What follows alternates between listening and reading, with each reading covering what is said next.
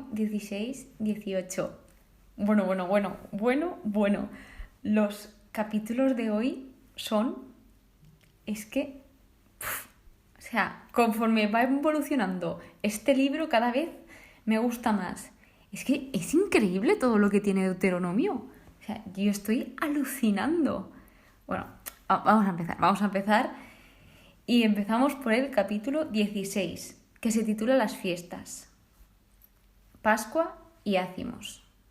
Lo vimos en Éxodo 12, pero aquí te recuerda que debes de guardar la Pascua, que esta se produce en el mes de Abib, que es cuando Dios sacó de Egipto a Israel, y más o menos indica los sacrificios, dónde deben de ser, los que deben de realizarse, y en este capítulo en específico lo que tiene diferente de todo lo que vimos en la definición de estas fiestas anteriormente es el lugar donde Dios quiera y que deben establecer la morada en su nombre.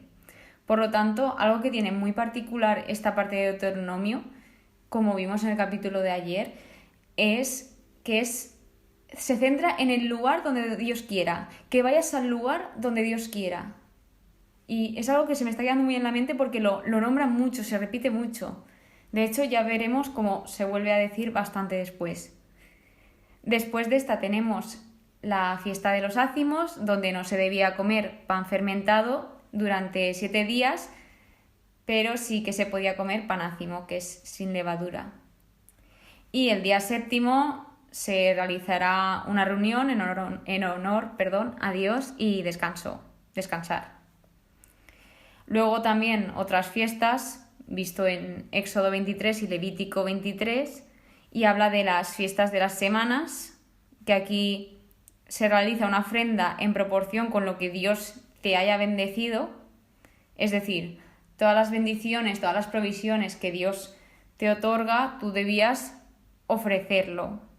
Y esta fiesta se celebra en presencia de Dios. Más tarde tenemos la fiesta de las tiendas, que se realiza durante 7 días, y de nuevo vuelvo a decir, en el lugar que Dios elija. Y aquí, en especial, dice algo que me llamó mucho la atención y es: Dios te bendecirá y serás plenamente feliz. ¡Wow! Plenamente. No te dice vas a ser feliz y ya está. No, vas a ser plenamente feliz.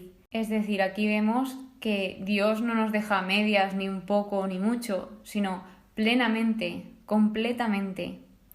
Continuando, volvemos a la fiesta de los ácimos y en este apartado dice lo siguiente: nadie se presentará ante Dios con las manos vacías, sino que cada cual ofrecerá el don de su mano, según la bendición que Dios te haya otorgado. Y tal como lo he visto yo, aquí llego a la conclusión de que Dios nos da dones a cada uno tenemos unos dones diferentes, somos diferentes, y que Dios nos da estos dones no para que nos los quedemos dentro sin sacarles provecho, sino todo lo contrario, lo que quiere es que los llevemos a cabo, que mostremos nuestro don, que lo pongamos en práctica, porque los dones de Dios son inmensos, son sin palabras. Por lo tanto, chicos, hay que poner en práctica vuestros dones y sacarlos al mundo y alumbrar al mundo con vuestros dones. Y si pensáis que no tenéis don, deja de pensarlo, porque eso es mentira. Todo el mundo tenemos una serie de dones. Y si no sabes cuál es, empieza a hacerte lista con cosas que se te dan bien y cosas que no. Y seguramente encuentres muchísimas cosas. Aunque sean simples, ponlas. Porque muchas veces la sencillez ya es algo extraordinario. Continuando con el capítulo 16, hay otro apartado que se llama los jueces, visto en Éxodo capítulo 23. Y aquí habla de juzgar con justicia y hay una frase que os la voy a leer. El soborno cierra los ojos de los sabios y corrompe las palabras de los justos. ¡Wow! Y algo también importante que destaca aquí es justicia. Solo la justicia has de buscar, para que vivas y poseas la tierra que Dios te va a dar. Obviamente esto se lo está dedicando, se lo está diciendo Moisés al pueblo de Israel, pero también tenemos que identificar a veces con nosotros, porque yo leo esto y muchas veces digo, wow, es que Dios me está hablando, pero igual que me habla a mí, te habla a ti y nos habla a todos. Lo que pasa es que debemos de saber ver eso. Y por último, lo último que trata este capítulo es las desviaciones del culto.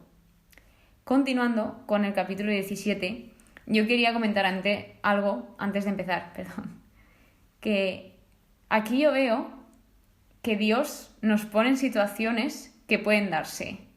Por ejemplo, este capítulo tiene comienzos de versículos que empiezan como, supongamos que si tal, o sea, que Dios ya sabe todo lo que se va a plantear la gente y todos los casos posibles que se pueden dar. Por lo tanto, ¿qué hace? Pues los dice para que ellos sepan cómo reaccionar o cómo actuar. ¿Ves? Dios nos prepara, es que Dios nos prepara continuamente, es que Él no se cansa de prepararnos. Y entonces aquí sí que se hablaba en este capítulo de apedrear si se abominaba a Dios para hacer desaparecer el mal.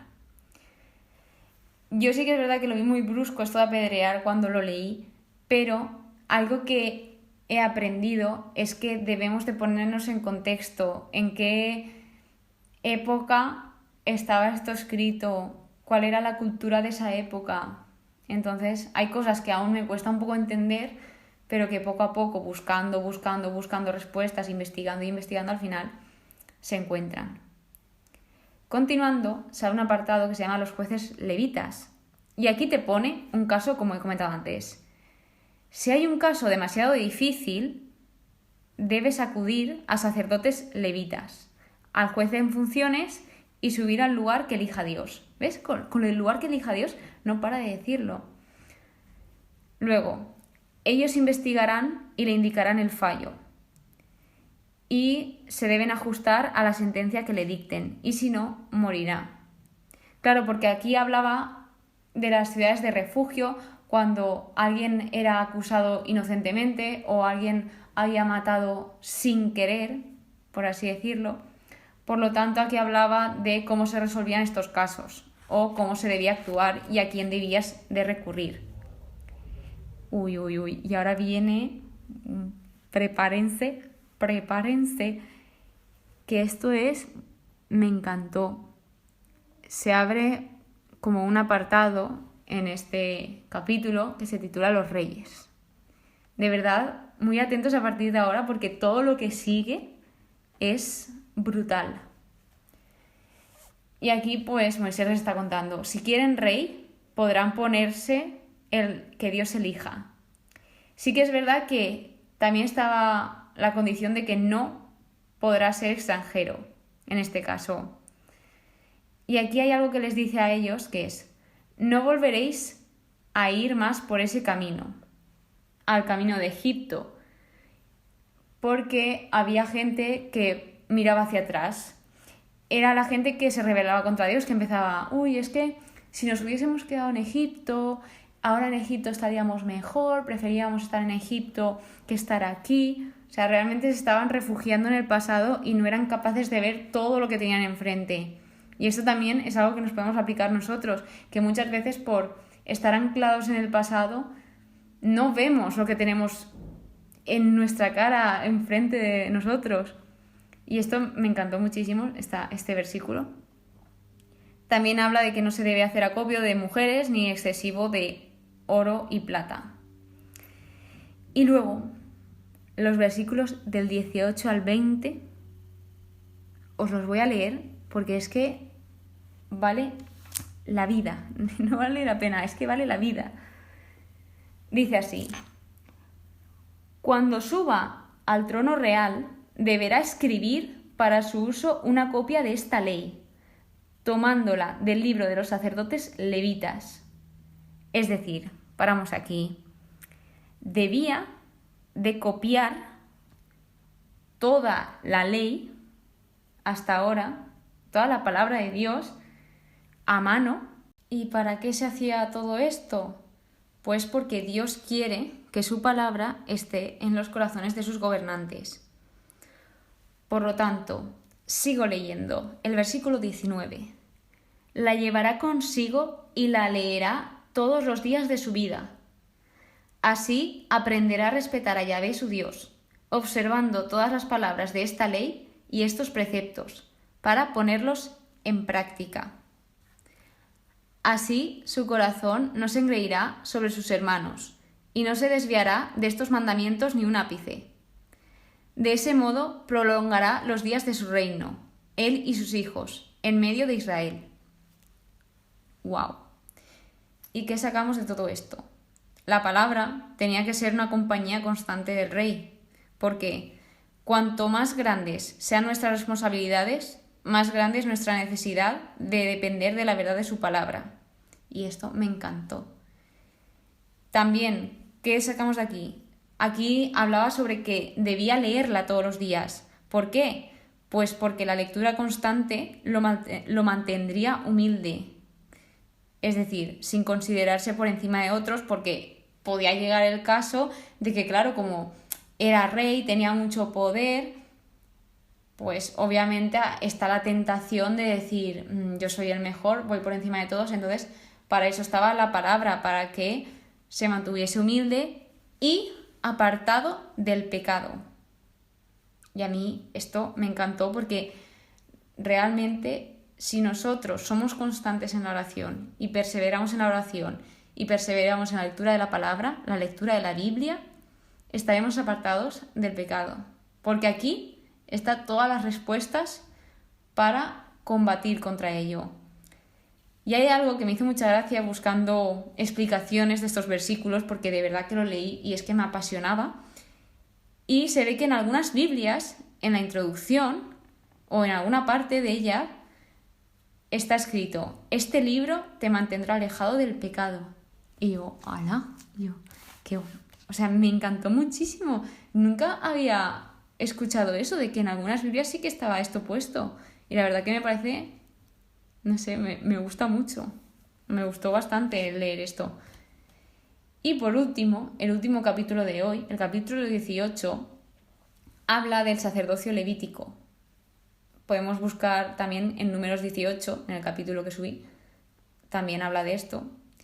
Entonces, recapitulando un poco, sabemos que Dios será la heredad de los levitas y que Dios ha elegido de entre todas las tribus a los levitas para ejercer su ministerio en su nombre, él y sus hijos, para siempre. Como veis, todo lo que promete Dios es para siempre. Dios no promete temporalmente, en un tiempecito, dice, no, un poquito y ya está, o hasta aquí. No, Dios va a lo alto, Dios va a la infinitud, Dios va al para siempre. Entonces, para mí, es que a mí cada vez que leo esto me demuestra un amor y un todo. Continuando con este capítulo, habla de los profetas. Y aquí vi el comentario porque me gustó mucho. Es como que iba hablando de cada tipo de persona. Empieza: después de los jueces y reyes, como hemos hablado antes, hemos hablado del juzgar y los jueces, también hemos hablado de los reyes y los sacerdotes, los levitas, y ahora vienen los profetas, cuya intuición, se atribuye a Dios. Por lo tanto, habla del tipo de personas que son una abominación para Dios. Son los que practican los sacrificios cananeos, los que tiraban a sus hijos al fuego y hacían esos rituales. No a la adivinación, nada de astrología, hechicería o magia, ni encantadores, ni consultor de espectros, ni evocador de muertos. Todo esto era una abominación contra Dios. Por lo tanto, aquí habla Moisés, de nuevo, siguiendo un poco, y dice: Yahvé tu Dios te suscitará de en medio de ti, de entre tus hermanos, un profeta como yo. A él escucharéis. Por lo tanto, aquí ya está anunciando la venida de algo. Y esto lo anuncia de parte de Dios. Por lo tanto, sabemos que esto se cumplirá en un futuro. Porque Dios no dice las cosas por decir y para quedar bien. No. Dios dice las cosas porque cuando dice Él algo, se cumple. Y lo último, y no menos importante, porque para mí es de lo más importante, es una respuesta a una pregunta que muchos nos hemos hecho muchísimas veces, yo entre ellos. Y es, ¿cómo reconocemos la palabra que no ha dicho Dios? ¿Cómo sé si esto viene de Dios o no? Y esto lo encontramos del versículo 21 al 22, es decir, los dos últimos versículos del capítulo 18. Y os lo leo así. Es posible que pienses para tus adentros, ¿cómo reconoceremos la palabra que no ha dicho Yahvé, la palabra que no ha dicho Dios? Pues bien, si el profeta dice hablar en nombre de Dios, pero no sucede ni se cumple la palabra, es que Dios no ha pronunciado tal palabra. El profeta lo ha dicho por presunción. No le tengáis miedo. Así pues, como conclusión de estos últimos versículos, vemos que Dios todo lo que dice lo cumple. Por lo tanto, Dios es fiel. Y nada, estos han sido los 3 capítulos de hoy. Espero que os hayan gustado tantísimo como a mí, porque de verdad que yo me derretía conforme lo iba leyendo. Es que para mí es impresionante ir, no sé, continuando con Deuteronomio, y es que cada vez me sorprende más, y claro, no me esperaba menos de Dios. Y nada, eso ha sido todo. Muchísimas gracias por escucharme, nos vemos en el siguiente episodio y que Dios os bendiga.